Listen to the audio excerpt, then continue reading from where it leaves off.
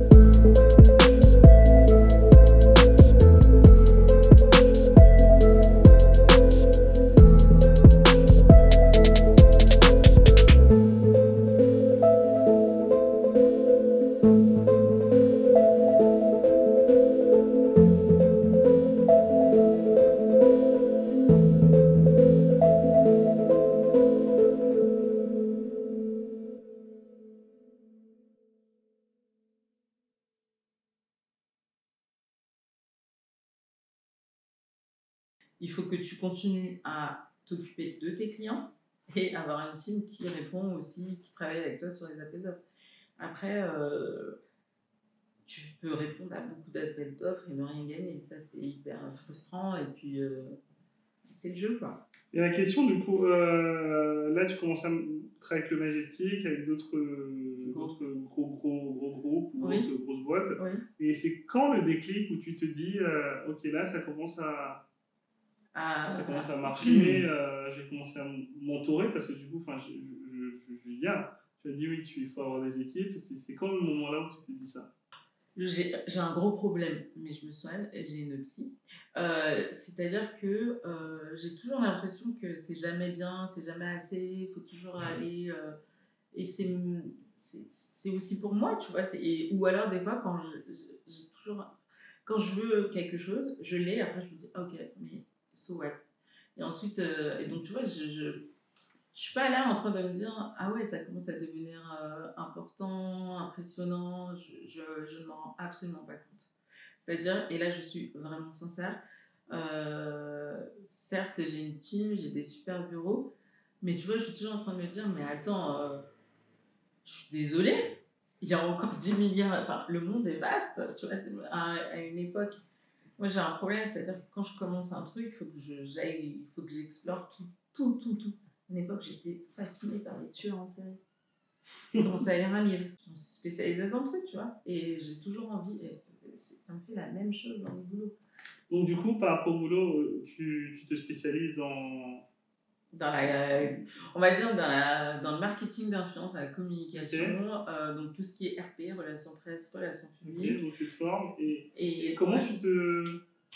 je me fais connaître. Oui, comment tu te fais connaître ou comment tu te fais connaître et surtout comment tu dis, ok, je passe au next step, quoi. Je sais pas. J'y vais. Je sais pas. Parce que, ouais, encore une fois, tu vois, par exemple, c'est un next step de répondre à des appels d'offres. Des gros appels d'offres où tu vas être challengé avec des grosses agences type Publicis sur des budgets à 200, 500 000 euros. Ça, c'est un next step. Okay. Et donc, ça, ce next step, je me suis même pas dit, attends, il faut y aller. Je me suis dit, ah, c'est intéressant, en fait. Je me suis pas. J'ai déjà répondu à des appels d'offres. Je me suis dit, mais pourquoi j'ai fait ça? Parce qu'en fait, c'est sûr que je vais pas gagner. C'est nul ce que j'ai fait. J'envoie, je sais que je perds. Mais c'est juste que je me dis, ah, ça doit être cool. Bon, j'y vais. Pourtant, tu en as eu quelques-uns. Ouais, j'ai gagné quelques-uns. Ouais. Mais bon, mais après, il y a des appels d'offres. Tu as des appels d'offres sur 20K, 13K, ça va. Mais quand tu arrives à des appels d'offres à 500K, tu te dis, là, c'est un next step. Ouais, là, c'est un next step. Bon, j'ai pas encore gagné des appels d'offres à 500K. Ça va bien. Je vais faire. Et donc, la première chose que tu as faite, tu as recruté parce qu'aujourd'hui, vous êtes combien là, on est une dizaine chez C'est pas d'accord. Okay. Moi, je m'entoure beaucoup de jeunes, énormément de personnes qui ont la vingtaine. Parce que dans nos métiers, dans les métiers de la communication, ça bouge énormément. C'est un perpétuel mouvement. Et donc, du coup, les jeunes qui sont nés avec le téléphone, ils t'apprennent beaucoup. C'est-à-dire que tous les lundis matins, on se fait une réunion où j'ai les jeunes là, je leur dis, espèce que ça, qu'est-ce qui se passe? Et donc là, ils me racontent métaverse. Quoi? C'est quoi ça? Métaverse? Ouais, il faut aller sur TikTok. Mais pourquoi? Parce que. Voilà. Okay. Ah, mais t'as entendu le buzz sur machin? Quoi? Déjà, on dit pas buzz, rose. Enfin, tu vois, je bosse beaucoup avec les jeunes. Donc, je recrute des alternants, des stagiaires, beaucoup. Et après, je prends beaucoup de freelance hyper spécialisés dans un domaine spécifique. Et après, je vais avoir une assistante qui a été dans des très grands groupes, tout ça, etc. J'investis beaucoup parce que la partie administrative est hyper importante dans le métier. Tu m'as fait une passe décisive pour ma question. C'est quoi le poste le plus important quand tu es un chef d'entreprise? La personne qui va se lancer aujourd'hui, quel poste il faut recruter en premier? Il y a des gens qui me disent oui, c'est selon vos besoins, d'accord. Mais s'il y a un poste que tu dois recruter, ce serait quoi? Non, moi je pense que il y a deux parties. Comptabilité. Oui. Comptabilité administrative, tout ça, etc. Parce que quand tu montes une boîte, si tu veux grossir, forcément, il va falloir que tu sois en règle sur tout. L'URSSAF, toutes ces conneries là, les trucs hyper qui changent tout le temps, etc. Donc il faut que tu sois. Ça, c'est un poste clé, quelqu'un qui se connaît vraiment. Et après, tu as un avocat. Parce que dans nos métiers, on travaille avec beaucoup de célébrités, d'influenceurs, tout ça, etc. Donc, c'est pas parce que l'influenceur, il va signer avec la marque que toi, tu ne seras pas embêté. C'est-à-dire que des fois, tu peux faire des contrats entre une marque et un influenceur. Si toi, tu n'as pas bétonné ton contrat, tu peux être attaqué. C'est-à-dire que je vois beaucoup d'influenceurs qui font des posts qui sont sponsorisés, mais qui n'en parlent pas. Le jour là où tu te fais taper et que l'État décide de réglementer, je peux te dire que tu peux perdre beaucoup. Donc le poste le plus important, c'est ça, c'est la fondation même, quoi. C'est-à-dire que c'est pas d'avoir des super bureaux, c'est pas d'avoir quelqu'un qui va être chief of happiness ou je sais pas trop quoi. C'est pas le branding, parce que j'estime que le branding, c'est toi qui... C'est quand même important, le branding. Hein. Oui, pardon, c'est ça. Non, mais dans le sens, c'est pas la partie... quand je dis branding, c'est pas genre un super beau site internet. Toi, ton branding, il se voit, il se parle. Enfin, je veux dire, c'est ton histoire, c'est toi, c'est ton essence même. Donc, le branding, je pense que c'est l'humain, c'est la personne. C'est super important, bien sûr, parce que sinon, tu n'as pas de clients. Mais dès lors que tu as des clients et que tu commences et que tu veux grossir, il faut que toute la partie administrative elle est hyper importante. On arrive, ça va vite, hein, ça va trop vite. Ouais. Je peux rester des heures à parler avec toi. Il y a quelque chose qui est important pour moi. Alors, 2 questions. La première, c'est quel conseil tu donnerais à la Rose d'il y a 10 ans ou sinon une personne qui débute aujourd'hui, quel conseil tu lui donnerais pour Alors, aller plus vite? ouais, la première, c'est pas vrai ce que l'on dit, si tu veux, tu peux. C'est pas vrai. Si tu veux, tu peux peut-être. En revanche, il faut, comment dirais-je, faut croire.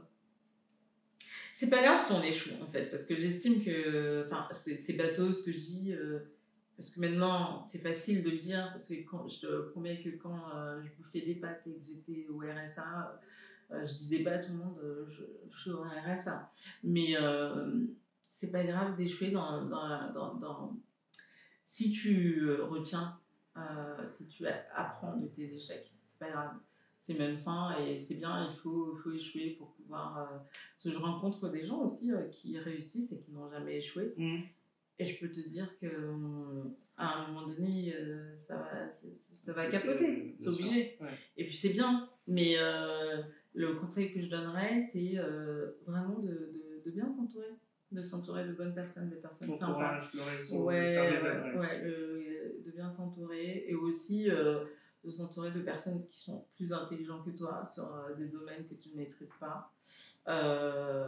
C'est très important. Il ne faut pas avoir peur de prendre des gens qui se connaissent c'est bien. Oui, c'est clair. Et du coup, comment toi tu ferais aujourd'hui si on va dire qu'il y a un crash, ton téléphone il disparaît, les réseaux et tout, etc. Ouais. Enfin, tes réseaux, hein, et que tu dois, ou sinon tu as un blackout, comment tu ferais, je te le souhaite pas, comment tu ferais pour recréer un carnet d'adresse? Comme ce que j'ai toujours fait. C'est-à-dire que j'aime bien dire j'arrose les gens. Ok. Je dis ça à mes élèves à l'école. Toujours être très généreux avec les gens. Je suis assez généreuse. Je donne beaucoup. Donc j'arroserai. Ok. Toujours donner plus en fait. Toujours donner plus, toujours plus loin, toujours plus haut, on va dire. Ouais. Okay. Mais puis, tu peux rêver de donner et que tu n'as rien en retour, mais c'est pas grave. Il faut que. Et comment tu sais ce qu'il faut donner à la personne? J'écoute beaucoup. Okay. J'écoute énormément. Les gens se confient énormément à moi. J'écoute beaucoup. On a l'impression que je ne m'intéresse pas aux gens. Ça peut arriver parce que. Non, ça peut arriver parce que des fois, je te demande de répéter certaines choses. Mais j'ai aussi un souci, c'est que je vais t'écouter, mais je vais penser à autre chose en même temps, etc. Mais les choses qui m'intéressent, je scanne vite les gens. J'arrive très vite à scanner les gens. Et donc, du coup, je sais. J'arrive toujours à trouver la petite faille qui manque chez une personne. Et quel a été le moment... Et à satisfaire cette faille. D'accord. Quel a été le moment où tu t'es dit... J'arrête? Oui, ok, mais il y a un moment où tu t'es dit, écoute, c'est difficile, peut-être, je sais pas, peut-être problème familial, peut-être un problème entrepreneurial, peut-être un problème... Je comprends, bien sûr. Tu t'es dit, non, c'est bon, là, c'est trop pour moi. En fait, si tu lis mon livre... Je vais le lire. D'ailleurs, je ne l'ai pas encore lu, mais voilà, la caméra... je la montre ici à celle de Rose. Je ne suis pas ta mère, Rosemonde Pierre-Louis, très très fort le titre en tout cas. Voilà, je vous invite à vous le procurer autant que moi. Moi je l'ai déjà la ramener, mais je vous invite à vous le procurer. Je dis toujours un truc, quand j'écris mon livre, quand les gens me demandent mon histoire, je leur dis en fait, alors, en Afrique il y a un proverbe qui dit que, ce proverbe dit que les Blancs ont écrit des livres pour cacher les vérités aux Noirs. Et donc, du coup, c'est pour ça que c'est hyper intéressant de lire des livres parce qu'il y a des pépites qui sont dedans. Et en fait, il y a mon grand-père qui a répété encore cette phrase quand j'avais écrit mon livre. Donc, super, les livres, c'est des pépites. Et donc, du coup, si je lis ton livre, je ne suis pas ta mère. Et bien, tu t'apercevras que il y a 4 ans, j'ai failli tout envoyer bouler. C'est-à-dire tout. Il s'est passé quoi il y a 4 ans? Il y a 4 ans, je peux pas te le dire parce qu'il y a un twist dans le livre. Mais Familial, c'était familial, il s'est passé familial, économique, tout. Ok.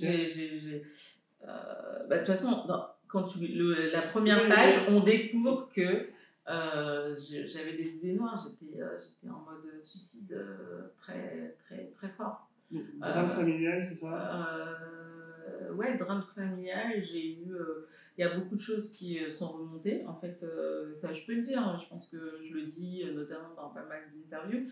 Moi, je cherche ce que tu dis pas dans les interviews. Ouais, mais. C'est pour ça qu'on est là. Hein. Ouais, c'est vrai. Des excuses. Ouais, alors attends, non, je cherche pas d'excuses. En fait, quand j'étais petite, j'ai été violée à l'âge de 5 ans. Je suis désolée. Et après, j'ai été violée à l'âge de 6 ans. Après, 12 ans. Et ainsi de suite, ainsi de suite. Mais tu vois, moi j'avais complètement. Je pense que le cerveau est hyper bien fait parce que j'avais occulté tout ça, j'avais fait en sorte que ça n'arrive plus. 4 ans, il y a eu un drame dans ma famille, et en fait tout est remonté. Et quand tout est remonté, c'est-à-dire que ça a été un truc assez incroyable. J'ai vécu une sorte de violence dans ma vie où tout s'est mélangé. J'avais ma famille, tout était parfait dans ma vie extérieurement. On avait l'impression que j'avais la vie rêvée, la vie parfaite. Un beau mec, salut chérie, un beau mec, des beaux enfants, un super job, des super clients, mais j'avais qu'une seule envie, c'était de me foutre la tête sous un train. Wow. Et à ce moment-là, ouais, je me suis dit, ça sert à rien, hein, on va arrêter. Mais non, tu vois, je suis... Il y a eu un drame, alors que voilà, quand on voit la big picture, comme tu dis, la vie rêvée, la vie parfaite, et pourtant tu as su rebondir. Donc, Mais non, mais c'est un combat de la vie de tous les jours, hein, parce que les gens me disent, mais comment tu fais? Mais en fait, je bricole comme tout le monde. Tu prends ce que tu peux prendre là où tu peux, et je lutte encore contre mes démons où je me dis, je peux pas tout faire, j'arriverai pas à tout faire, et donc voilà. Après, j'ai une histoire qui fait que finalement, tu vois, je me satisfais de rien en fait. Et ça, c'est dur parce que en fait, j'ai compris quand j'ai fait ma thérapie que finalement, je faisais plein de trucs pour oublier que j'étais pas bien, pour oublier que voilà, j'ai vécu des choses trop difficiles, donc je fais tellement de choses pour m'occuper l'esprit, et ça, c'est épuisant. On peut terminer sur une note joyeuse. C'est hyper fort. Dernière question. Tu recommanderais qui pour une prochaine une prochaine émission tu m'as recommandé Clarisse déjà. Je t'ai recommandé Clarisse, ouais. Tu recommanderais qui doit passer ici dans un temps de l'histoire voilà, il y en a tellement. Une personne mais une personne connue ou pas du tout connue de ton réseau. En fait, la dernière fois, j'ai rencontré un type qui donne l'impression d'être quelqu'un de très fort, assez incroyable. Et au final, je me suis aperçue que ce mec avait des failles. Et ouais, ce type-là, j'aimerais bien que tu le rencontres, mais je ne veux pas donner son nom parce que... Tu me donnes en off. En off, peut-être qu'il ne veut pas qu'on sache ce que l'on raconte, mais c'est quelqu'un qui évolue dans tout ce qui est RH, fait de la RH à un haut niveau. Et en fait, il m'a raconté une histoire, et là, je dis, what? Ah ouais. En fait, mais ouais, je pense que... je devrais rencontrer. En plus, il est vraiment très fort. Très, très fort. Très, très, très fort. Non, mais j'en doute pas. Tu as un carnet d'adresses et j'en fais partie des personnes qui sont inspirantes. Si on ne se jette pas des fleurs, qui c'est qui va le faire pour nous? Ouais. Moi, j'ai dit, croyez en vous, personne ne fera votre place. Il faut se dire les choses. Rose, écoute, c'était hyper inspirant. Vraiment, merci beaucoup. C'est moi qui te remercie. Je suis content et je ne regrette pas de t'avoir invité. Je savais qu'il y avait un truc derrière. Non, mais vraiment, ouais. Et je suis... je vais pas dire que je suis désolé, je suis très touché par ton histoire parce que voilà, c'est ton histoire. Et ça me. Tu sais quoi, ça me. Là, j'ai gagné ma journée. Non, là, j'ai gagné ma journée, c'est-à-dire que là, je peux partir et continuer autre chose, ou je peux juste rentrer chez moi, profiter de mon fils. tu as dit des choses qui ont eu sens en moi et vraiment... Non, mais oui, non, mais je vois ce que tu veux dire parce que je connais ton histoire forcément. Mais ce que je veux dire, c'est que j'ai appris un truc avec ce qui s'est passé dans ma vie il y a 4 ans. C'est qu'en fait, les secrets et les non-dits, c'est jamais profitable à personne, en fait. C'est-à-dire que, tu vois, dans ce livre, je me suis quand même mise à nu. Hein. J'ai raconté des choses que je n'avais jamais racontées à personne.